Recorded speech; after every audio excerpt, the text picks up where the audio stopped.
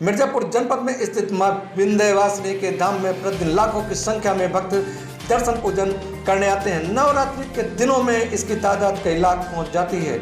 माता विंध्यवासिनी के धाम को भव्य स्वरूप प्रदान करने के लिए मंदिर का सौंदर्यीकरण और मार्गों का चौड़ीकरण किया जा रहा है। इसके लिए मंदिर और गंगा नदी तक जाने वाले 4 मार्गों को करीब 40 फीट तक चौड़ा किया जा रहा है। इसके लिए 473 मकानों व दुकानों को क्रय करने के लिए चयनित किया गया था। ड्रीम प्रोजेक्ट को पूरा करने के लिए अब तक 450 प्रॉपर्टी की रजिस्ट्री कराई जा चुकी है। 23 मकान विवादित होने के चलते अभी उसका निस्तारण करना बाकी है। जल्द ही उसे भी पूरा करके प्रथम चरण का कार्य संपन्न कराया जाएगा।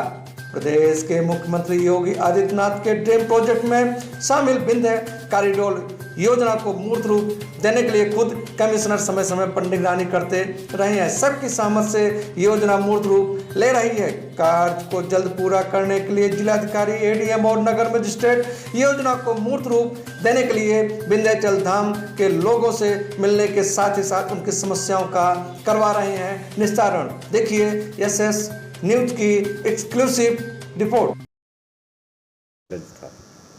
और ये क्रय बड़े ही सुविचारित तरीके से और बड़े ही एक कॉर्डियल माहौल में किया गया है। किसी भी प्रकार का अवरोध नहीं हुआ। हमारे अधिकारियों ने, सिटी मजिस्ट्रेट ने, डिस्ट्रिक्ट मजिस्ट्रेट ने और हमारी पूरी जो टीम थी, उन्होंने लग करके इसको जन सहयोग के साथ उनसे वार्ता करके विचार विमर्श करके ये सारी कार्यवाहियाँ कराई हैं।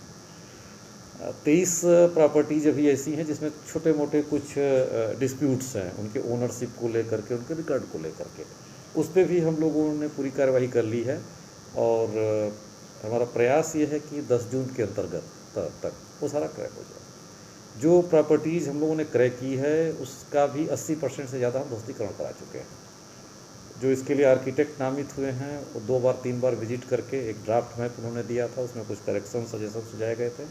वो शासन को शीघ्र वो एक इसका ड्राफ्ट डिज़ाइन और वहाँ पे जब उच्च स्तरीय विमर्श के बाद जब ये डिज़ाइन ओके हो जाएगी तो उस पर तुरंत यहाँ पे निर्माण प्रारंभ करने में अब किसी प्रकार का अवरोध नहीं है। किसी भी प्रकार का अवरोध नहीं है। किसी भी प्रकार से साइट की अवेलेबिलिटी का प्रश्न नहीं है। और हमारे संसाधन आप लोगों ने देखा होगा कि जहाँ पे 500-700 मीटर से पहले हमको गाड़ियाँ खड़ी करनी पड़ती थी और हमारा छोटा 4 व्हीलर भी नहीं जा सकता था, वहाँ पर आज स्थिति ये है कि वहाँ पे हम जेसीबी, ट्रक और ट्रैक्टर तक हम मंदिर के सीढ़ियों तक मंदिर के परिसर से एकदम लग करके ले सकते हैं।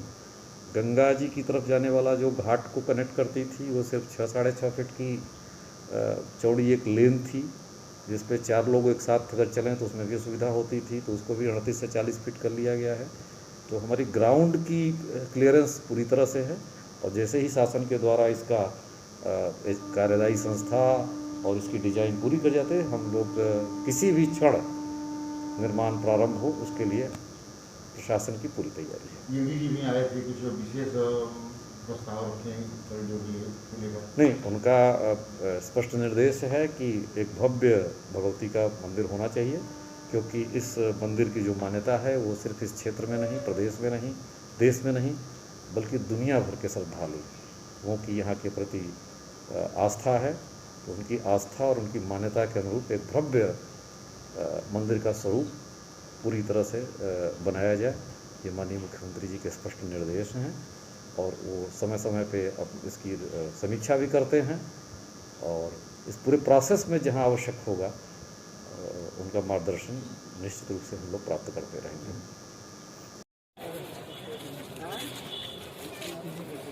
सर ये देखिए यहाँ तक है, पार्किंग के मकान से हम नापेंगे 120 फीट तक। यहाँ कोने से कितनी दूरी तक आपकी है?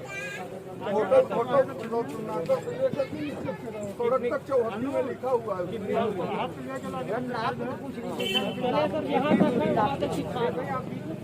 हाँ बोला कितनी लंबाई 365 बाई 16 हमने दान दिया है और तत्कालीन अधिकारियों को आराम से दान दिया गया है। लिखा पड़ी सर किस बैनामा से दान में दिए हैं सर, पूछ लिया गया।